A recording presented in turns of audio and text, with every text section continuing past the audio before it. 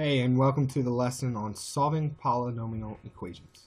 The objective for this lesson: solve polynomial equations using techniques such as factoring, polynomial division, and the quadratic formula. Essential question: what are we doing with all these different polynomial techniques? And this is where we'll really get into one of the standards that we've had all along, which is use polynomial identities to solve problems. Let's start by solving this equation. Use my pen. I'm going to do this one in green, just for change of pace. So when I first look at this, I see a sum of cubes. So I know I can use my sum of cubes rule, break this down, x plus 4. That means this middle term is going to be 4 as well. I'm going to have x squared minus 4x. And then the last term is the middle term squared, 16. Now, I can use this factor over here, set it equal to 0. I can do this, remember, because of the zero product property, which tells me a times b, if that equals 0, then either a equals 0 or b equals 0.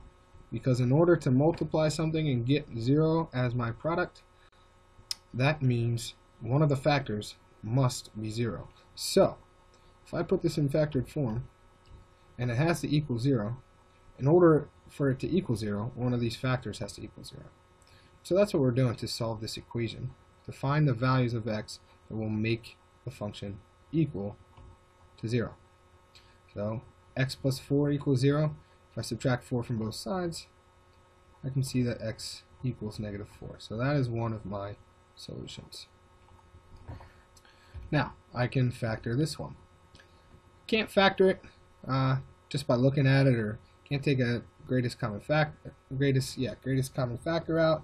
I can't factor by grouping, so I'm going to resort to the quadratic formula. So x equals negative b, which in this case would turn it into a positive 4, plus or minus the square root of negative b squared minus 4 times a, which is 1, times c, which is 16,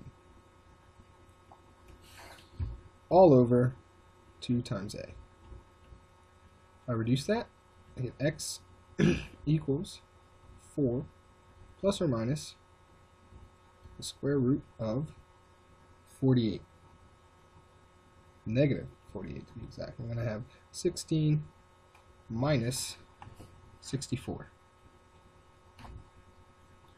all over 2. Now I can simplify what's inside the radical here. So I can change that to 4 plus or minus. So what are factors of 48? Well, I can do 16 times 3. And I know the square root of 16 is 4, so I'm going to take the square root of that. I take that out. I know the square root of negative 1 is I, so if I factor out a 16 and a negative 1 from 48, I'm left with 3. So that's going to stay inside the radical because I can't take the square root of that and get a whole number, all over 2. I can divide this 2 by from both terms, so they will divide to 1, or actually they'll divide to 2. 4 divided by 2 is 2. And so I have 2 plus or minus 2 I root 3. So my 3, notice it's a cubic function. So I'll have 3 solutions. My 3 solutions are going to be from descending from the least to the greatest, negative 4, 2 minus 2i cubed, and 2 plus 2i cubed. Or sorry, square root of 3. And those are my solutions. Okay, so if you go ahead and try this problem, just so you guys know that this lesson is all about taking everything we know, everything that we've learned about, greatest common factors, factor by grouping, quadratic formula, all that, and putting it into one big problem to find the solution of any polynomial. We're going to look at this one. I can see in the first two terms they both have an x squared in common, so I'm going to factor that out. I'm left with x plus 2. If I go to the last two terms, they both have a 5 in common as a factor, so I'm going to factor that out. And from there, I can see that now my resulting two terms have a common factor, x plus 2. So I'm going to factor those out. Right? Factor out an x plus 2 from both of those terms. I'm left with x squared plus 5. And that's going to equal 0. Now, I can set x plus 2 equal to 0. Solve for x. Now I can also simply set x squared plus 5 equal to 0. And I'm going to get x squared equals negative 5. X equals, so if I square root both sides, x equals the square root of negative 5 plus or minus, don't forget. And that's going to be equal to plus or minus I times the square root of 5. And so if I list my solutions again, do a better bracket than that, I'll have negative 2, negative I square root 5, and positive I square root 5. And those are my solutions to this polynomial.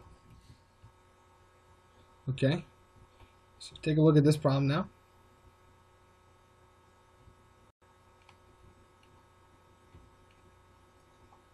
X to the fourth minus 10x squared minus 9. First thing I need to make sure is that I have equals 0, or else this whole factoring process will not work. We wouldn't be able to use the zero product factor, or the property. So I'm going to add 9 to both sides.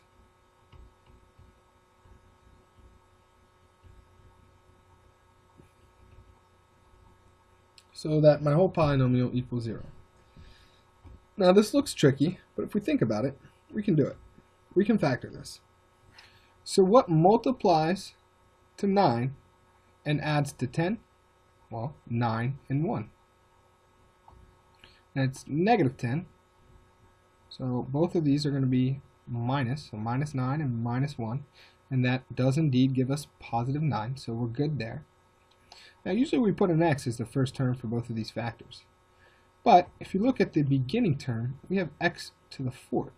So what times itself is going to give us x to the fourth? Well, x squared will. X squared times x squared is x to the fourth. And that also gives us our middle term of negative 10x squared. So we factored it down. Now we can still factor each of these. This is a difference of squares here. So x minus 3, x plus 3. Also a difference of squares. Some people forget that 1, yes, is a perfect square. 1 times 1 is 1. So x minus 1 and x plus 1.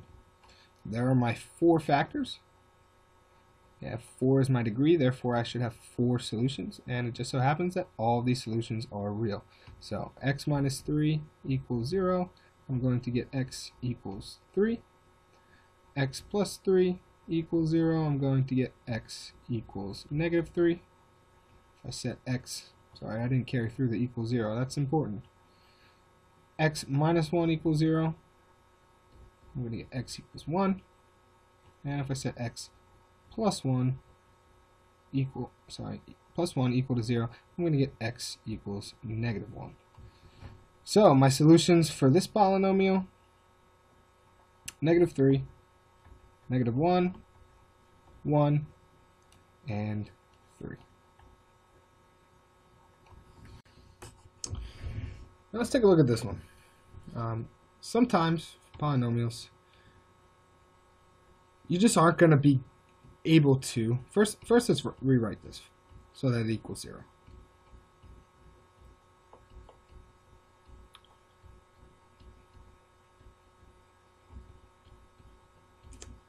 There we go. Now, looking at this, right now we have no way of telling what a root is. We'll learn some theorems that will help us kind of make educated guesses about what might actually be a real solution. So since you guys don't know that yet, I'm going to give you a hint and say that x minus 3 is a factor. So how do we know that? How do we find that out?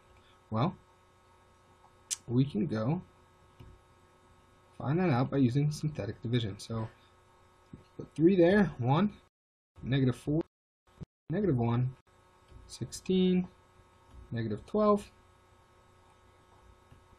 I start by bringing the 1 down, multiply it by 3, I get 3. Negative 4 plus 3 is a negative 1. Negative 1 times 3 is a negative 3. Negative 1 plus negative 3 is a negative 4. Negative 4 times 3 is a negative 12. Yeah, negative 12. Add those together, I get 4. 4 times 3 is 12. And look at that. Negative 12 plus 12, it gives me 0. So my factor, x minus 3, does in fact give me a real solution of 3. So 3 is a real solution. Now dividing also helps me because it's going to give me a brand new polynomial with x minus 3 factored out. So x minus 3, and then my new polynomial is x cubed. Remember, this was 4, so we're going to go 1 degree less, x cubed minus x squared minus 4x plus 4. Now how can I factor this polynomial? Well, the first two terms, they seem to have an x squared. I'm going to factor those out, and I'm left with x minus 1. And yeah, I see a common factor in the next two terms. It's 4. And now in order to get x minus 1, I'm going to actually factor out a negative 4. So if I take a negative 4 out of negative 4x, I'm left with just x. And if I take a negative 4 out of 4, I'm left with a negative 1. So that all equals 0 still. So then I'm going to factor out another negative, or another term. So x minus 1 is factored out, and I'm left with x squared minus 4 on the inside. And look at that, we found another solution. X minus 1 equals 0, so x equals 1. Here I have a difference of 2 squares, so I can write x minus 2 and x plus 2. I set both of those equal to 0. I'm going to get x minus 2 equals 0, and then x equals 2. X plus 2 equals 0, and I'm going to get an x equals negative 2. And those are my 4 solutions. Start with negative 2, 1, 2, and 3. Alright, so let's try one more. And I know at this point you guys are probably thinking, oh my gosh, I'm sick and tired of this already. Well, I kind of saved this one for last because it's actually quite simple. So these don't always have to take a long time. They might actually be fairly easy to do and not time consuming at all. They might, however, take you 5 or 10 minutes. So don't just look at a problem and expect it to be excruciatingly painful. Okay, so if we look at this one, all 3 terms have an x, so I can factor out a greatest common factor of x. I'm left with x squared plus 7x plus 12 equals 0. And oh wow, look at that. We've got x equals 0, we got 1. Now if we look at this polynomial, the quadratic, what multiplies to 12 and adds to 7? Well, 3 and 4.